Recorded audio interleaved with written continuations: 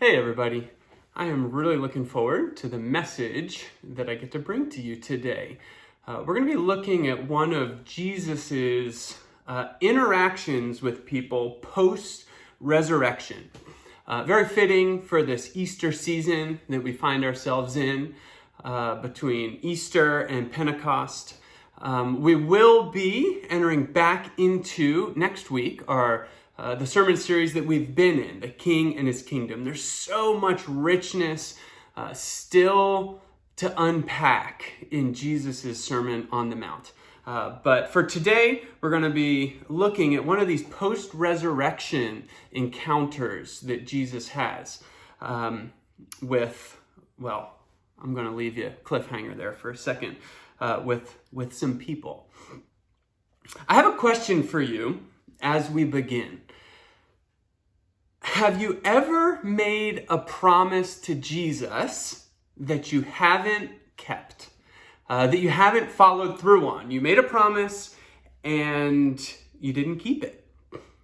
Well, I don't know about you, but I've been thinking about this week, and it was pretty easy for me to come up with quite the list, quite the long list. All different seasons of my life as well. I immediately thought of this time when I was in high school and I was trying to kind of break off the fear of man, and I was trying to be upfront and honest with other people about my relationship with Jesus. And I remember this one day I got asked, I had these opportunities like 4 different times to share about my faith or why Jesus was important to me. And every time I essentially lied or wasn't honest, and I let fear kind of get the best of me. I can remember that same dynamic. Even still today, if I'm kind of put in a corner and in an environment where I have to, I don't necessarily feel safe. There's times where I can not always be 100% honest. Anyway, the list could be long. I also quickly go back to a period of my life that I've shared about more in some other situations, but just struggling with places of addiction, and time and time again going back to internet sites that I didn't want to go to, and I would fail, or at least feel like I was failing. And then I would make a promise to the Lord, I'll never do that again. And some time would go by, and there I was, doing it again. So many different examples. Can you think of any? Can you think of any places in your life? Maybe they're really big things. Maybe they're small things. They could be present. They could be past. What about you? You don't need to say it out loud wherever you are. But maybe it's just maybe you promised to follow Jesus in your life and you haven't been completely faithful in following him. Maybe you promised not to use a certain drug again, and you've gone back and you've used that drug or it's internet sites, or maybe you've wanted to things like read through the whole Bible or practice a spiritual discipline or have prayer as a part of your life. And you've made this kind of commitment to Jesus to do it, and you haven't followed through maybe at all, or at least to the degree that you wanted. What about this one? Last one. What about you've been coaxed by the most well-intended preacher into some sort of a commitment to do something for Jesus at the end of a sermon? I'm sure none of you have ever had this experience. And then Monday rolls around, and either you've completely forgotten about it, or you're not able to walk it out. And I don't know. I've been there. I've been in those places. The list could go on and on. So here's our question for today. How does Jesus respond to us in those places? when we have a place in our life where we've made a promise, we've made a vow, we've made a commitment to him, and we don't follow through. We don't fulfill it. How does Jesus respond to us? How does God respond to his people, to his kids, to individuals when they don't follow through? Maybe you can't think of an area. I will say this sermon will relate honestly to any area that you might feel as though you're a failure, or that you're just not enough, or maybe that you're a disappointment to God. If there's any place of that, I want you to kind of hold on to it and have that in your mind as we go through this passage, because it's my prayer that the Holy Spirit is going to meet each one of us in those places, and that he has something significant for us, that Jesus wants to meet us and show us how he actually responds to us in those places where we don't follow through, in those places of so-called failure, if you will. So here we go.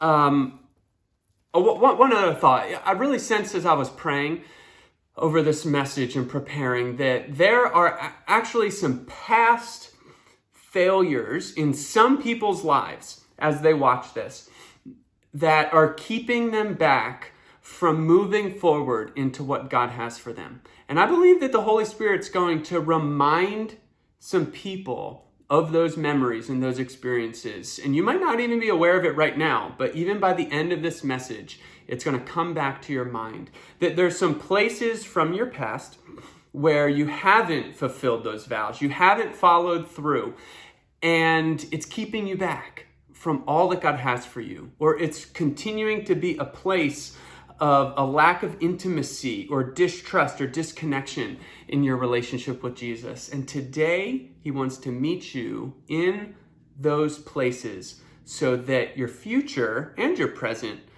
will be affected and impacted and freed. So that's I just bless you to experience that. And Jesus, would you do that in all of us in so many ways today? So here we go. John 13. This is where we're going to start. So find your way with me to John 13. I'm going to be reading in the New International Version. You can make your way there. It'll be on the screen as well. So read with me. Jesus says this. Okay, context. Jesus says this on Thursday night, the Last Supper, before he goes to the cross. My children, I will be with you only a little longer. You will look for me, and just as I told the Jews, so I tell you now, where I am going, you cannot come. A new command I give you, love one another. As I have loved you, so you must love one another. By this, everyone will know that you are my disciples, if you love one another. Great stuff, right? Okay, so here's what Simon Peter's fixated on. Simon Peter asked him, Lord, where are you going? Jesus replied, where I am going, you cannot follow now, but you will follow later. Peter asked, Lord, why can't I follow you now? I will lay down my life for you. There's that promise. Then Jesus answered, will you really lay down your life for me? Very truly, I tell you, before the rooster crows, you will disown me 3 times. All right, I have to say, in John, Peter gets kind of an especially bad rap. He gets really singled out here. In some of the other gospel accounts, it actually, in Matthew in particular, it adds that all of the disciples felt the same way. All the disciples agreed that no matter what happened, even if Jesus was to die, that they would not deny or disown him. And what we know from the story is they all do in their own way. But I'm getting ahead of myself. So that said, I'm trying to defend Peter here, but he really does stick out. Because in Matthew, he's emphatic. He actually says, even if these other disciples disown you, I will not disown you. And so that's part of why Jesus has these real specific words for Peter. So have you ever made a promise to Jesus that you didn't keep, that you couldn't keep? This is Peter's. We're going to keep looking at Peter. You've figured it out at this point. He says, I will lay down my life for you. Well, let's see what actually happens here. We're going to move ahead to John 18 at this point. So find your way to John 18, verse 15. I think Peter's intention was really good here. And so this isn't necessarily about intention, but this is about follow through. And so let's keep reading here. So Jesus has been taken in for questioning, and he's been arrested, and he's with the high priest. So here's what happens. John 18, verse 15. Simon Peter and another disciple were following Jesus. Because this disciple was known to the high priest, he went with Jesus into the high priest's courtyard. But Peter had to wait outside the door. The other disciple, who was known to the high priest, came back, spoke to the servant girl on duty, and brought Peter in. You aren't one of this man's disciples, too, are you? She asked Peter. He replied, I am not. It was cold, and the servants and officials stood around a fire they had made to keep warm. Peter also was standing with them, warming himself. Now, John's version, this takes us into what's happening with Jesus simultaneously. So I want us to enter into this. Meanwhile, the high priest questioned Jesus about his disciples and his teaching. I have spoken openly to the world, Jesus replied. I always taught in synagogues or at the temple, where all the Jews come together. I said nothing in secret. Why question me? And those who heard me, surely they know what I said. When Jesus said this, one of the officials nearby slapped him in the face. Is this the way you answer the high priest? He demanded. If I said something wrong, Jesus replied, testify as to what is wrong. But if I spoke the truth, why do you strike me? Then Annas sent him bound to Caiaphas, the high priest. Meanwhile, so as this is happening, Simon Peter was still standing there warming himself. So they asked him, you aren't one of his disciples too, are you? He denied it again, saying, I am not. One of the high priest's servants, a relative of the man whose ear Peter had cut off, challenged him. Didn't I see you with him in the garden? Again, Peter denied it. And at that moment, a rooster began to crow. So Jesus is arrested. He's being questioned alone. He's been taken alone. And this one disciple and Simon Peter are there with him. And Peter, and Jesus gets, slapped in the face. It's not the best moment here. This is what's happening. And Peter presumably can possibly hear, but is somewhat aware of what's going on. And one of the ways, how do I know this? It's interesting. In Luke, right as the rooster crows, Jesus looks out and Peter and Jesus lock eyes. So Peter's not removed off in some area. He's engaged in some of what's going on, and they lock eyes. Can you imagine what Peter must have been experiencing and feeling at that point in time? In Matthew, it says that Peter, after that third time, he calls, or maybe it was the second, but he makes an oath and he calls down curses on the people and he starts swearing at them. So pretty strong. So not only is Peter denying Jesus, but he's actually responding to people in completely the opposite way that Jesus had been teaching Peter to respond for the better part of the last 3 years. So what does Peter do in this space? It says that Peter leaves that place and he goes and he weeps bitterly. That's what Matthew, and I believe it's Luke as well, but they say that Peter left and he went and he wept bitterly. Can you imagine what Peter must have been experiencing in that moment?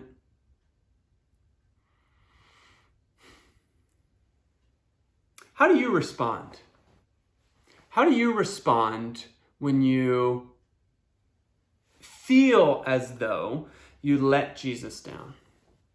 How do you respond when you've made a promise to Jesus and you haven't followed through? How do you respond if you're in a situation and you have an opportunity to represent Jesus and to be unified with him, represent yourself or identify with him, and you don't?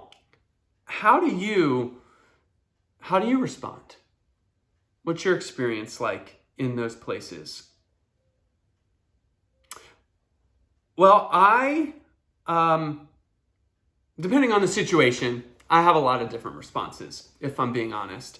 I think that typically there's an experience of shame that I have in those places, and when I talk with people about these types of things, a lot of people typically express that they have some sort of shame that they've experienced, and what I mean by that is this feeling that's really painful, and it's connected with these feelings and thoughts like, I'm a failure, I'm a disappointment. It's typically connected with identity statements. When I do one thing, either I say, God, it's a promise of I will do this, and then I end up not doing what I said I was going to do. Or sometimes it's a promise of I won't do this again, or I don't want to do this, and then I end up doing that. It can kind of be either of those. But what happens is I actually, so I feel like a failure. I feel like a disappointment. I feel like I'm not enough. This is often how, in those moments, what I'll experience. I don't know. Have you ever experienced any of that? Sometimes I will have contempt towards myself. I will be frustrated and angry with myself. I've definitely had that experience. Maybe even sort of a self-condemnation. Sometimes I'll blame other people. I'll go into blame shifting mode. So it's like, well, yeah, I messed up, but this person, but that person. I don't know if you've ever done that. Have you ever projected onto God a way that he will respond to you that maybe is different than how he actually responds to you? So we're going to get to that in just a moment, but in terms of seeing how does Jesus actually respond to Peter, and what can we learn in terms of how that represents for us, how Jesus might want to meet us here, now, in the present, in those places where we fail, where we're not perfect, where we mess up. We've all got them. And, I just want to say that in terms of that projecting onto God, we've all got different things that we project onto him, especially those who maybe grew up in a church context that was especially legalistic or judgmental. A lot of the times, that skews our view of who God is. And we even kind of read that into the Bible at times. Or if we grow up in a family that is especially critical or harsh, especially in how they respond to things like failure or sin. These things can affect and impact how we relate to Jesus and how we view Jesus. And so that's why it's so important for us to come back to this question. How does Jesus respond to Peter? How does Jesus respond to us? Now, one quick kind of interpretive disclaimer.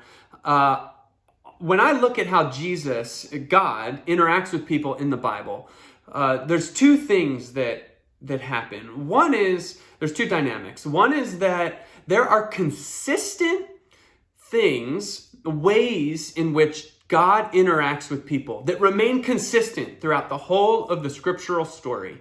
Things like his faithfulness, his loving kindness, his goodness, things that are connected with his nature and his character. And there's all sorts of things we can unpack about that. So there's consistency. But then at the same time, he never interacts with any individual in exactly the same way. So even as we're looking at this interaction with Peter, we have to recognize that this is Jesus's distinct interaction with Peter. And there's things that are going to be unique, and that's beautiful. And so we can hold both of those things together as we read this final interaction where the resurrected Jesus meets with Peter. We can hold both those things and take courage and take confidence in those. That there's things we can learn from this that are consistent with what God is wanting to do as he meets each of us in the places where we feel like a failure or that we feel like we've let him down. But we can also take confidence that he knows how to meet with each of us in just the way that we need. And he'll speak and he'll direct and he'll interact with us in the ways that relate to our given circumstances and who we are and how he's wired us. So, with both of those things in hand, here we go. John 21, verse 15. Jesus is going to reconnect with Peter here. And what I want us to look for is that Jesus repairs. I want us to look at what Jesus does and how he repairs the places of brokenness in the relationship, the rupture that took place relationally with Peter. So Jesus is going to come in, and I'm going to share a couple observations as in response to this that hopefully will be helpful for all of us as we apply this to our own lives. So here we go. When they had finished eating, Jesus said to Simon Peter, "Simon, son of John, do you love me more than these?" Presumably speaking about the other disciples that were around him. And again, just for context here, this is the third time that Jesus has come in resurrected form to meet with the disciples. And they're on the shoreline by the Sea of Galilee, and they have just been out fishing. And there's a scene that is very similar to that early scene when Peter first gets called, where he's fishing, he's having trouble getting fish. Jesus comes along and gives him some fishing advice. And after that, the nets are breaking and they're so full.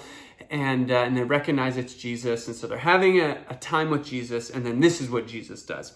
So we're going to go back. Let's start back again at verse 15. So when they finished eating, Jesus said to Simon Peter, "Simon, son of John, do you love me more than these?" "Yes, Lord," he said. "You know that I love you." Jesus said, "Feed my lambs."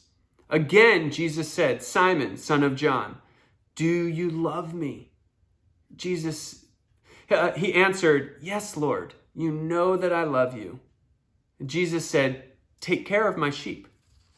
The third time he said to him, "Simon, son of John, do you love me?" Peter was hurt because Jesus asked him the third time. "Do you love me?" he said. And did he ask him a third time, "Do you love me?" And Peter said, "Lord, you know all things. You know that I love you." Jesus said, "Feed my sheep." And then Jesus says, "Very truly I tell you, when you were younger, you dressed yourself and went where you wanted. But when you are old, you will stretch out your hands and someone else will dress you and lead you where you do not want to go." And Jesus said this to indicate the kind of death by which Peter would glorify God. And then Jesus said to him, "Follow me." Wow. I want to pull out 5 pieces here as we wrap things up. And so take these and think about how these might apply to your life. If you're a note taker, I want you to jot these down. Now, here's the thing. We're going to look at what does Jesus do? How does he act? Not so much the content. There's rich content, and I want to encourage you to dive into it. But this is, what does Jesus do? How does Jesus respond to Peter?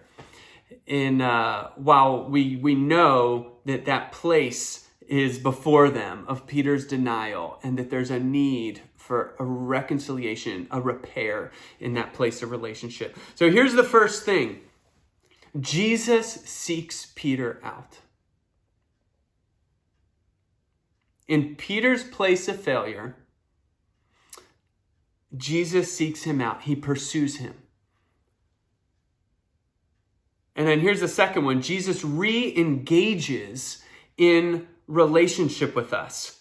I guess you could put that with the first one as well. But I think it's significant that Jesus seeks him out and then he re-engages in conversation. And then as he re-engages in relationship with Peter, interactively, dynamically, then the third one is this. Jesus asks a question.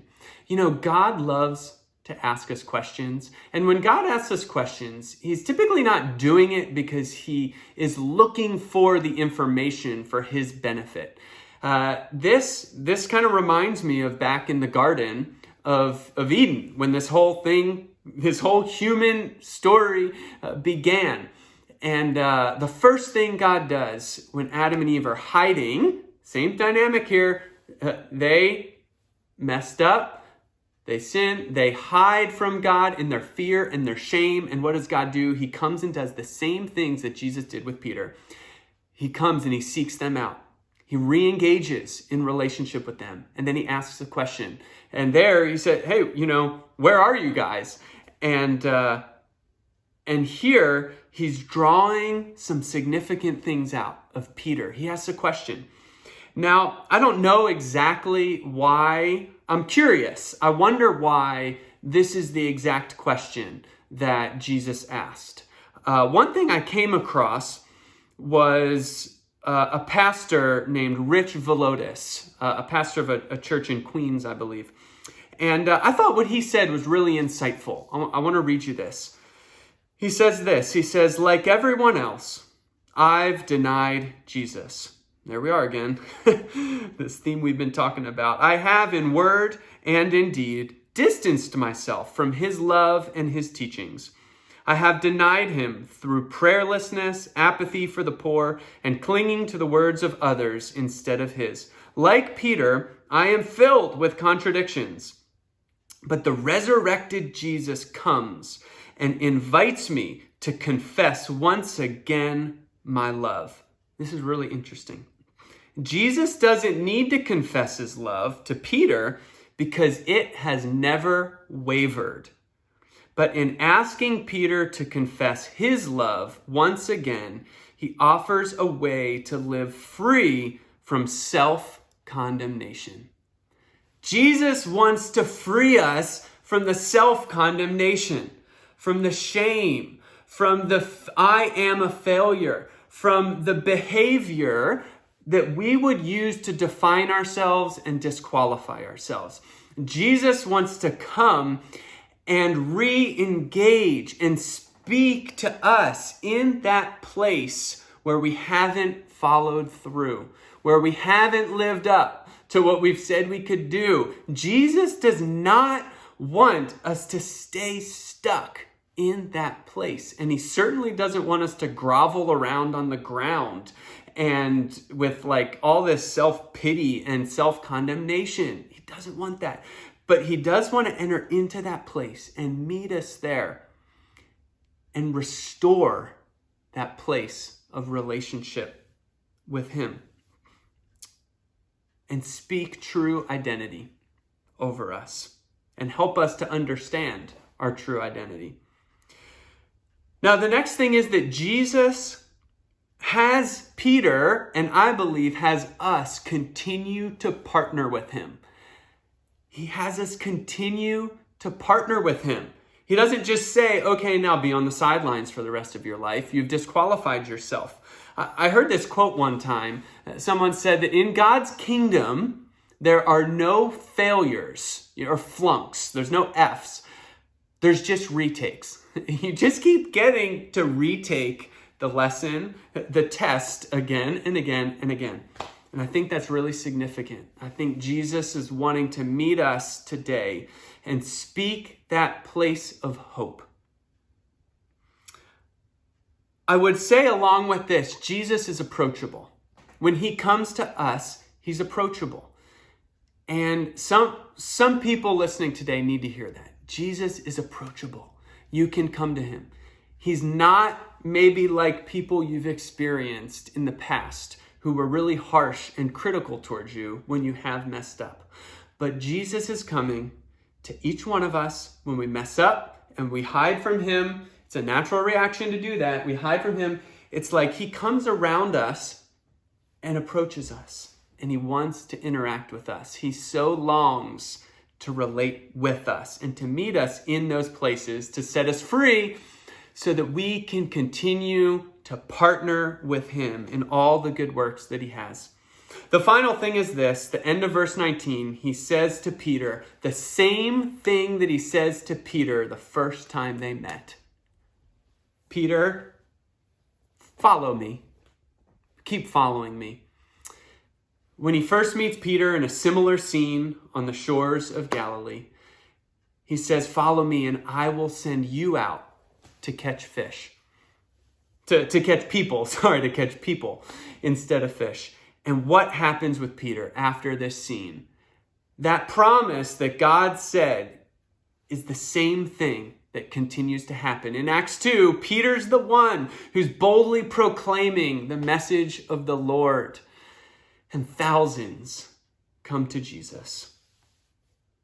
So I want to encourage you today to bring your place of failure. Don't hide it.